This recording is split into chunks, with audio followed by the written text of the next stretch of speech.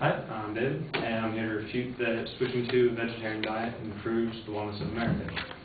So, secondary claims for Tamitra's speech were that vegetarian diet improves American health.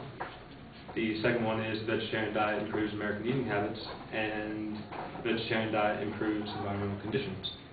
Now, she started off with a quote from Gandhi saying that the greatness of a nation and its moral progress can be judged by the way animals are treated. She ended her speech by saying, a quote from Leo Tolstoy saying, "Man can live and be healthy without killing animals for food. Therefore, if he eats meat, he participates in taking an animal life, merely for the sake of his appetite, and to act so is immoral."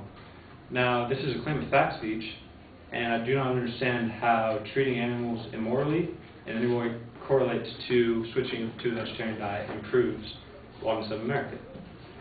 So,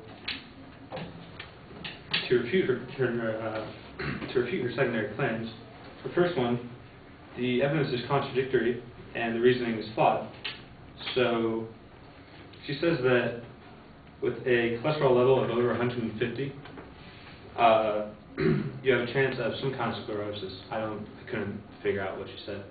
But then she, in the next line, says that the average vegetarian has a cholesterol level of 161, which is higher than 150, which somehow means that the vegetarian also has a chance of getting sclerosis. She then says that 14% of vegetarians have lower cholesterol than meat eaters. Yet she says that vegetarians have an average of 161, meat eaters have an average of 210. I don't understand how the difference of 49 points is 14%.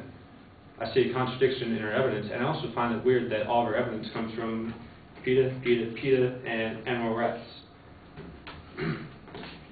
In addition to this, she also has cause and effect for heart disease. Heart disease is not caused just by what you eat. Heart disease is also caused by genetics.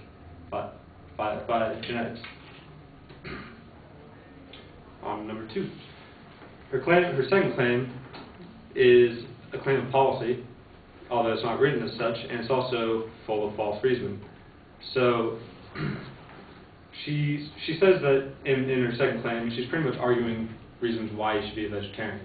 Now, this in no way is why switching to a vegetarian diet improves the wellness of America. It's why you should be a vegetarian, why you should eat plants, not like meat and plants. There's also a false dilemma in her second claim, assuming that all the benefits from eating vegetables are exclusive to only vegetarians. She doesn't seem to make a connect between a carnivore and a vegetarian, or an herbivore. It's actually an herbivore and an omnivore, which eats both plants and meat. So all the benefits that she argues for being vegetarian are also in the category of a meat eater. Thirdly, she's begging the question. She's saying that eating healthy foods will make you healthy. Of course it's going to make you healthy, you're eating healthy foods. On my third point, her evidence for the third point is again flawed and it's generalized.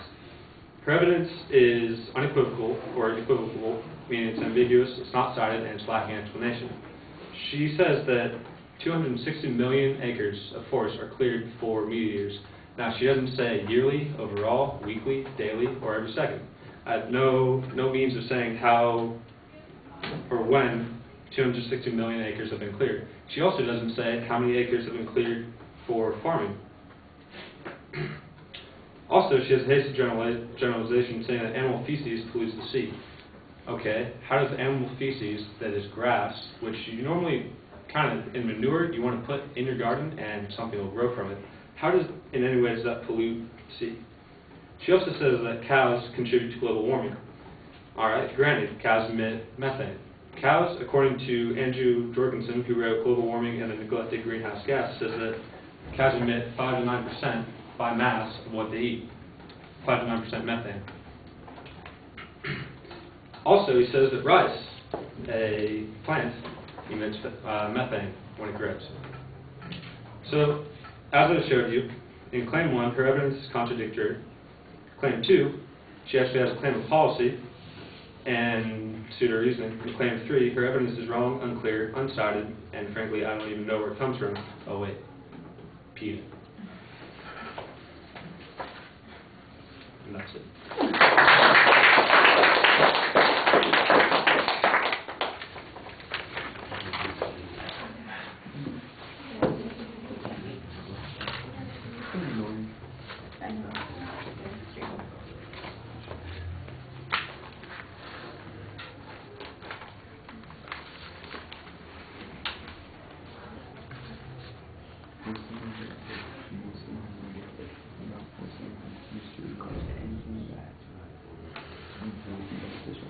All right, structural issues are fine. You lay it out and you signpost things pretty clearly. That's fine. The challenge to the Gandhi and Tolstoy quotes is okay. In essence, arguing that there's some value issue that's underlying this. I think this would be a good place to make the general challenge that the advocates' evidence is coming from a group that's motivated primarily by value issues rather than factual claims about health, and that they're just using those as a way to justify their position. Because later on, you're making disparaging inferences about PETA without providing any proof or any reason that they would be problematic, and that would give us a reason for it being problematic.